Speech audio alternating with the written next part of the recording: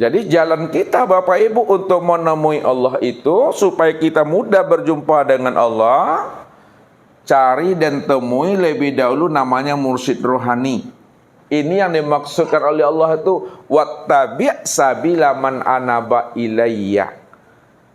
Wattabi' itu artinya ikuti olehmu, cari olehmu, temui olehmu orang-orang yang telah tahu jalan pulang dan kembali kepada aku. Itu maksudnya tadi itu para nabi, rasul. Habis masa nabi dan rasul, itu masa aulia ilah. Aulia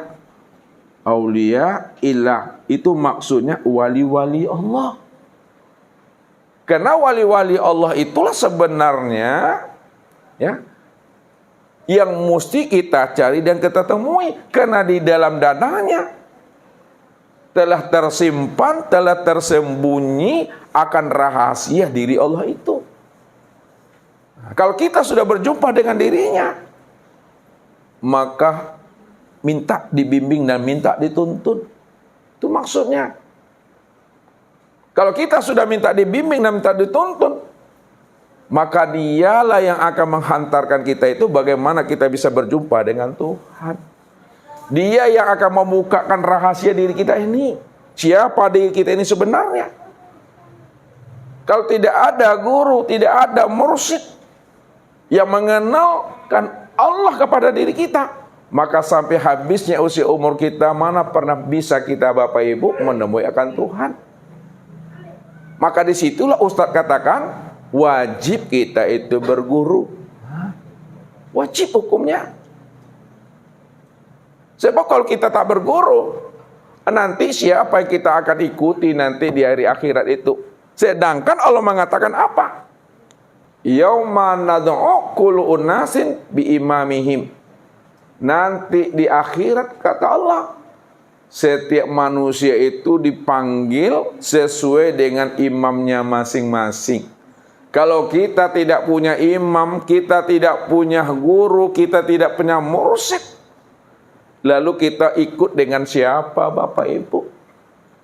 Makanya di dunia ini mesti kita punya imam, punya mursyid, punya guru. Dia nanti yang membimbing kita itu, menuntun kita itu. Bagaimana kita itu betul-betul selamat dunia wal akhirat. Zahir batin Bapak Ibu bimbingannya. Dunia akhirat bimbingnya. Maka disitulah dia bongkar akan rahasia diri kita ini. Siapa kita ini yang sebenarnya? Maka diri kita ini dibukakan oleh beliau. Diri kita ini terdiri dari dua unsur Bapak Ibu. Nah, ini jalannya dia membukakan. Ya. Diri kita ini ada dua unsur.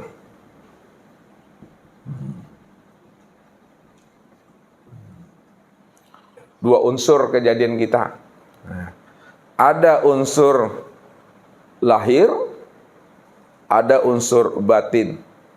Ya. Unsur lahir dan unsur batin. Unsur lahir itu maksudnya unsur jasmani. Nah, yang lahir itu jasmani. Ya. Jasmani. Sedangkan unsur batin itu disebut namanya dengan ruhani.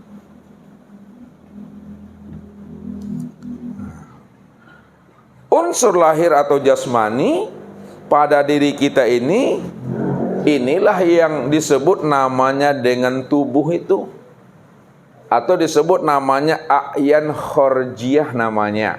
Nah, jasmani atau tubuh kasar ini disebut namanya a'yan khorjiyah, yang terdiri daripada kulit, daging, urat, tulang, limpa, hati, jantung, rabu, empedu, buah punggung. Ini yang unsur zahir namanya. Unsur yang kasar, unsur jasmani.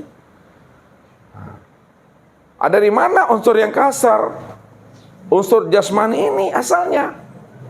Nah, bahwa unsur yang jasmani, yang kasar ini, inilah terdiri daripada 4 anasir. Ini disebut namanya anasir api. Yang kedua, anasir angin. Yang ketiga disebut namanya anasir air. Dan yang keempat disebut namanya anasir tanah. Anasir api itu ya pada tubuh yang zahir, pada tubuh jasmani, pada tubuh yang kasar yang disebut a'yan kharjiyah, ini yang akan menjadi darah. Sedangkan angin pada diri kita yang kasar itu yang menjadi urat. Anasir air itu yang menjadi tulang. Sedangkan anasir tanah inilah dia akan menjadi kulit daging.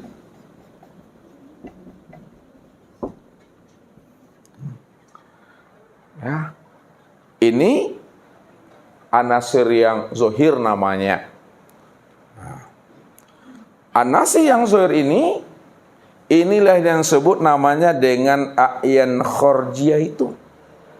Ya, ini disebut a'yan kharjiyah namanya. Nah, ini istilahnya Bapak Ibu.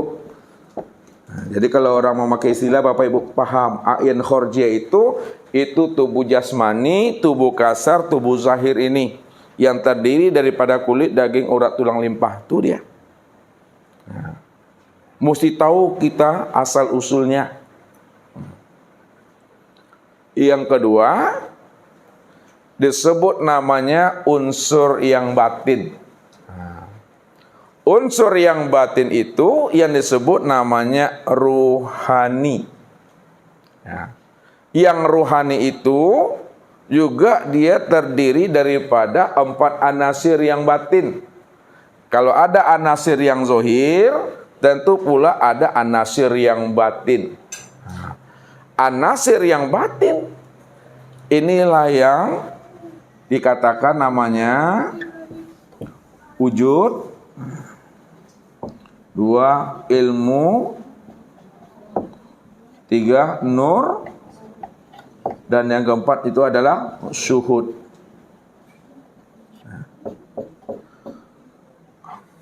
Wujud itu zat, ilmu itu sifat, nur itu asma, dan syuhud itu adalah af'al. Maka anasir yang batin itu yang disebut namanya dengan a'yan sabita. Ini yang disebut namanya a'yan sabita. A'yan sabita. Berarti diri Bapak Ibu sudah Bapak ketahui, sudah Ibu pahami bahwa diri kita ini terdiri daripada 4 anasir yang zahir dan 4 anasir yang batin. Lalu bagaimana cara kita menelusurinya? Di balik yang zahir tentu ada yang batin. Di balik yang batin tentu ada yang batin lagi, ada sir di situ. Nah, kita telusuri supaya apa? Supaya kita tahu hakikat yang sebenarnya, rahasia diri ini. Karena Nabi katakan apa? Kullu syai'in yarji'u ila aslihi. Nah, ini kata Nabi. Kullu syai'in yarji'u ila aslihi. Tiap-tiap sesuatu itu kembalikan dia kepada asalnya, telusuri namanya. Bagaimana cara kita mentelusuri, memulangkan segala yang wujud ini kepada asalnya? Kita lihat memulangkannya, ya.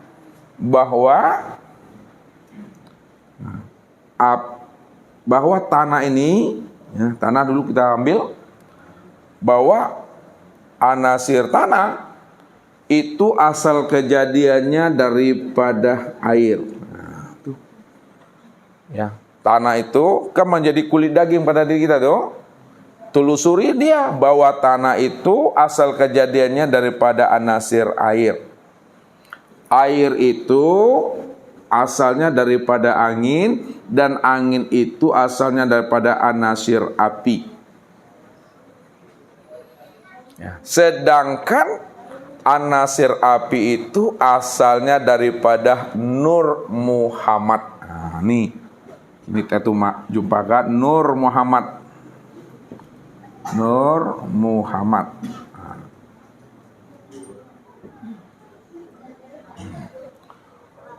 Itu yang pertama. Yang kedua, anasir yang batin. Nah, anasir yang batin itu wujud, ilmu, nur, dan suhud.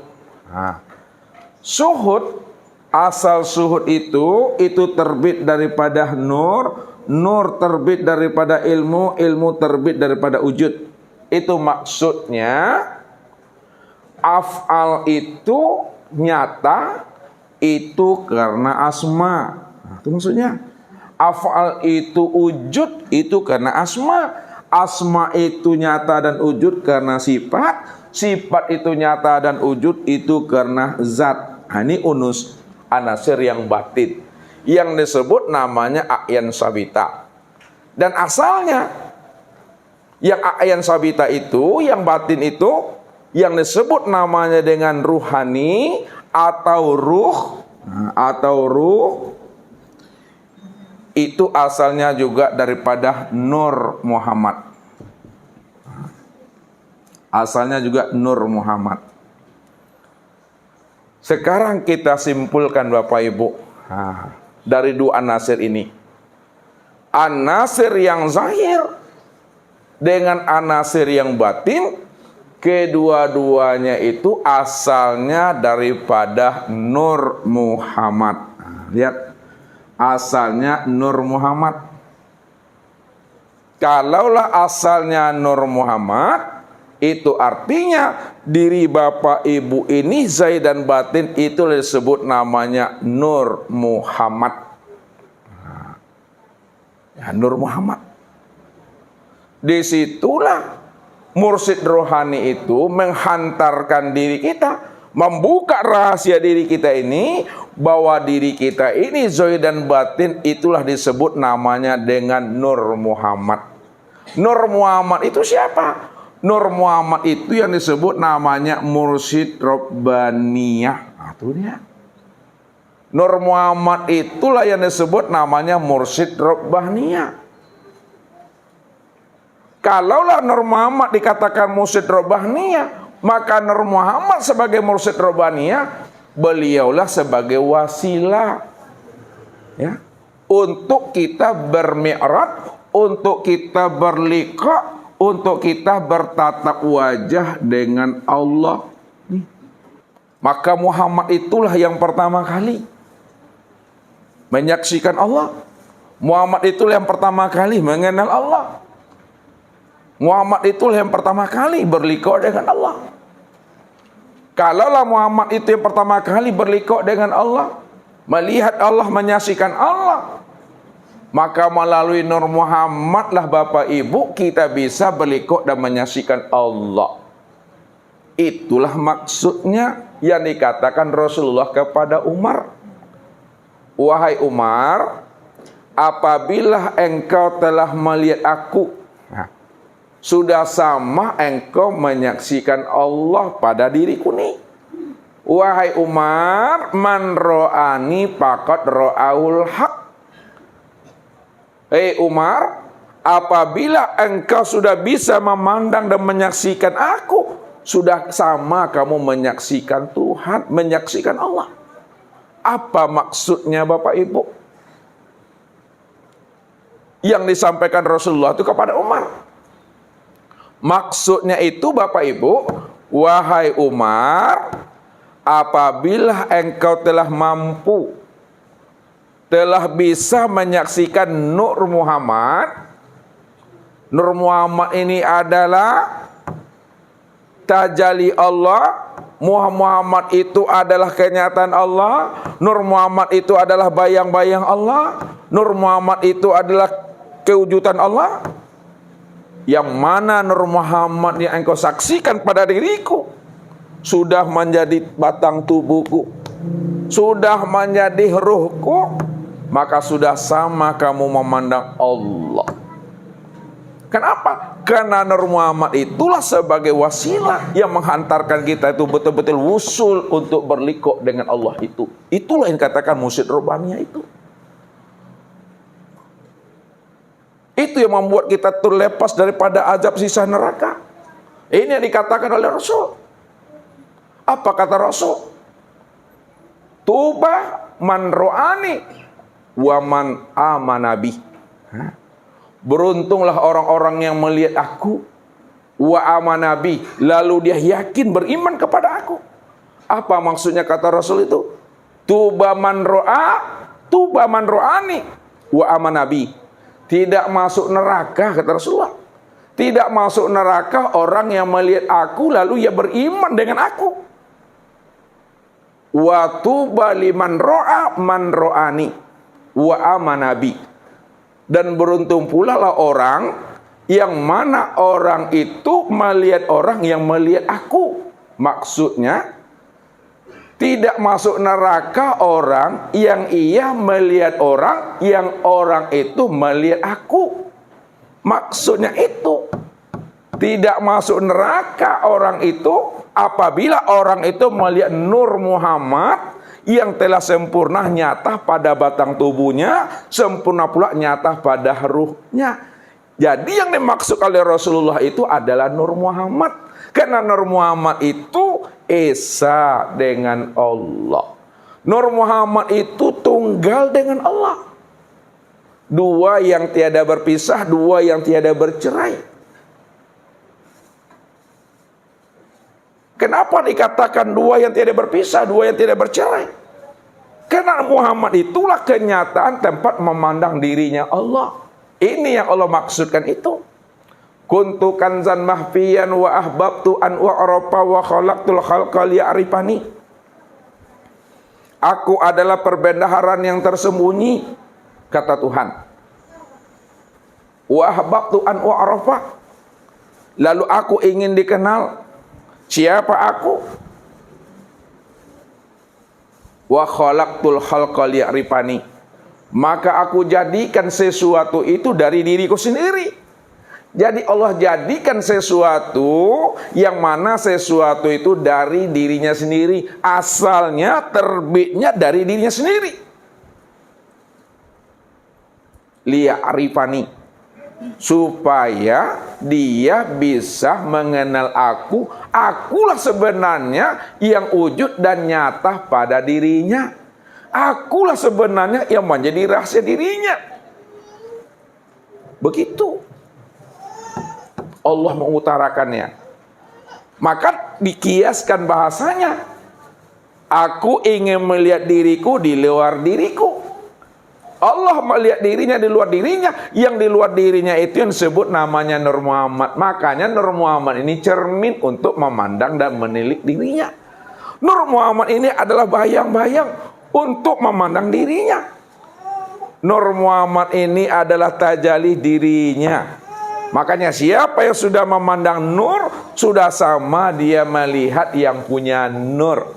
Siapa yang sudah bisa memandang Nur Muhammad, sudah sama dia memandang Allah. Karena Muhammad itulah kenyataan daripada Allah itu sendiri. Makanya Nur Muhammad itu adalah wasilah kita untuk bisa wusul kepada Allah. Siapa yang menunjuk itu? Siapa yang memberitahukan itu? Yang menunjui dan memberikan tahu itu kepada kita tiada lain namanya mursyid ruhani. Ya. Mursyid ruhani itulah yang dikatakan pewaris Nabi dan pewaris Allah. Dia yang membukakan, dia yang menghantarkan bagaimana kita ini bisa berkenalan, bisa berjumpa dengan mursyid Rabbaniyah. Kalau kita sudah berjumpa dengan mursyid Rabbaniyah, karena mursyid rohani yang menunjukinya, maka ketika kita telah berjumpa dengan mursyid Rabbaniyah, pada saat itulah kita telah mengenal akan Allah. Itu yang Allah katakan, ana fi nuri, ana fi abdi. Aku tersembunyi di dalam terang, aku ada di dalam rahasia dirimu. Kalaulah dirimu nur, maka akulah yang di dalam nur itu. Kalau aku yang di dalam nur itu, maka akulah yang nur itu, kata Allah. Begitu jelasnya Allah membukakan tabir rahasia. Siapa Nur Muhammad itu? Rupanya Nur Muhammad itu tiada lain adalah rahasianya dirinya Allah, Bapak Ibu. Sekarang rahasia dirinya Allah itu yang bernama Muhammad sudah disebut namanya dengan insan. Nah, ini lihat kesempurnaannya di sini. Kesempurnaan memandang rahasianya Allah pada Nur Muhammad sudah sempurna pada insan. Lalu siapa insan? Nah, ini mesti pahami. Nah, apa kata Allah? Nah, al-insanu syiri wa siri sifati wa sifati la ghairi. Artinya